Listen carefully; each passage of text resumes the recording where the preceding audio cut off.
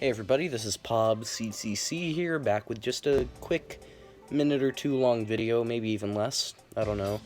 I just wanted to reflect on 2017 because where I am right now,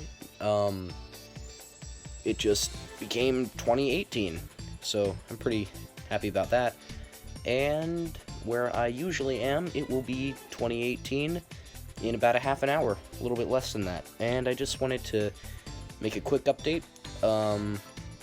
I'm glad that I've been able to make a couple videos over the past couple of days. I actually filmed a pretty large one last night, but I just didn't really have the time and resources to upload it quickly enough. But yeah, I just thought I'd mention a few things that happened that were really nice in 2017, and just mention the ones that really stand out to me. One of the biggest ones would be the fact that this is the first year in 2 years where there has been no Bionicle releases, which actually is not a happy thing, because in 2014, we heard the news of a Bionicle reboot. The line ran for 2015 and 2016, and about 2/3 of the way through 2016, they canceled it, sadly. We got basically 2 years worth of content in. We didn't get our third promised year, which was disappointing, but 2017 has been interesting, because while, yes, Bionicle has been gone, I, as a mockist, have grown quite a lot over the past year, moving from cool but relatively simple things to some more complicated builds and cool stuff. So while I am disappointed that the Bionicle reboot got canceled, or at least some people disagree with me, and I have plenty of opinions and things about the future of constructible action figures, or construction, as we call it. I have plenty to say about the future of that with LEGO, but I don't really want to talk about that right now, because it doesn't really adhere to 2017 itself. But yeah, my progress as a mockist has really grown, and I'm going to share some of those new mocks I've created over the past year in videos, hopefully in the near future, so that should be fun. Another thing about 2017 that was a really big deal to me and a lot of other people was the big comeback of Nintendo in the form of the Nintendo Switch, and some beautiful, just amazing games like The Legend of Zelda Breath of the Wild, which was one of the first new games I played in 2017. I still have more to work on in that game because I got distracted by other games and I don't always have a ton of time to play them. But Breath of the Wild was an experience unlike any other. It was amazing and a blast, and I'd like to elaborate on that in the future.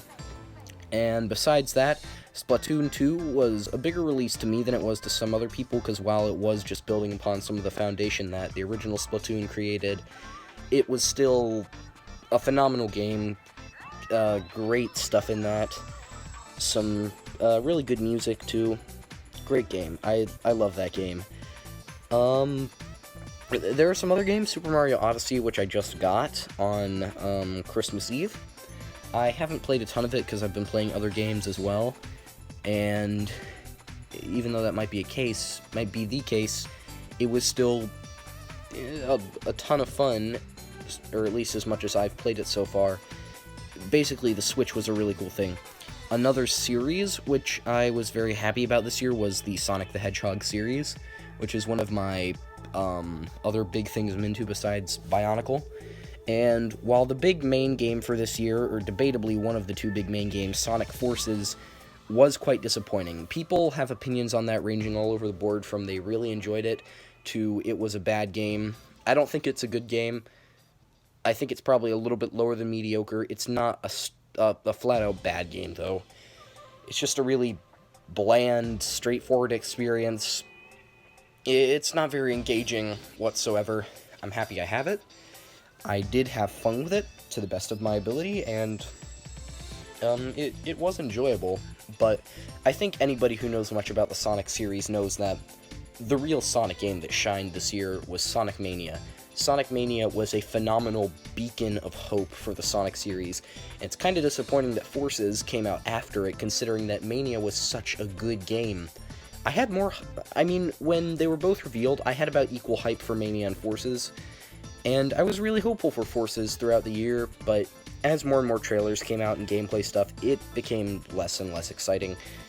Mania, though, my gosh, Mania, it had a consistent level of beautiful, amazing quality sprite art, just beautifully funky, upbeat, good music in the game, and the level design is amazing. The inclusion of the drop dash, which is the ability that lets you do a spin dash, kind of, as soon as you hit the ground after a jump, it makes gameplay so much more fluid. I didn't know how much of a difference it would make, and everybody who has not played the game has no idea what kind of difference the drop dash makes. My gosh, I use the drop dash more than the spin dash now. Now, the spin dash is still something that should never be scrapped, but the drop dash is an amazing asset to Sonic's arsenal in the classic 2D games. It is so useful and so much fun to use. Other than Sonic Mania, what else is there to talk about?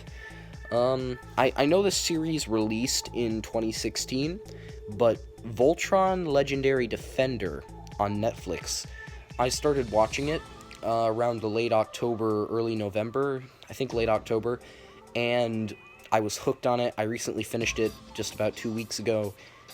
Man, it was a blast so far. The series isn't finished, by the way. Only about half of the series has actually been released so far. It is still in production. But the characters are great. It's a blast to watch.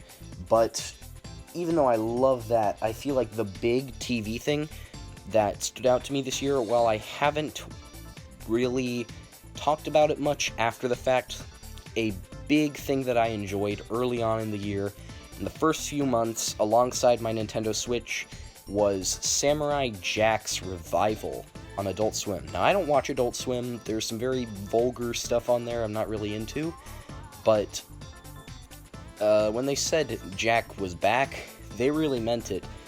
Now, I didn't actually watch the original Samurai Jack a lot as a kid, but I have a lot of respect for it. The art style is very polished and stylistic, and the sound effects, or at times absence of sound effects, help to flesh out each episode. There is no other show I can think of that does complete silence as well as Samurai Jack. It is just such a good show. And Season 5, while the ending might be controversial to some people, I'm not going to spoil it, and I will say it wasn't the perfect thing. I was pretty satisfied with it. It did feel slightly rushed, but really, in the context of the characters in the show and who they were, I don't know if there was a better way to end the show. It was an amazing ending, phenomenal. So, yeah, Samurai Jack Season 5, amazing, great. What else is there to talk about?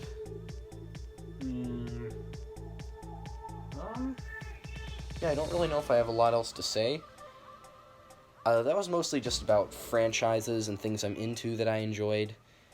And yeah, I hope all of your 2017s were great. I hope you were able to enjoy things that happened. I mean, honestly, I enjoyed 2016 more than a lot of people, but I think a lot of people will admit 2017 was a much more enjoyable, fun, and just clear year than 2016 was, and I enjoyed it quite a bit. And I'm even more excited to see what happens in 2018. So thank you guys for just listening to me for a few minutes. I should be releasing some more new videos over the next couple weeks, hopefully.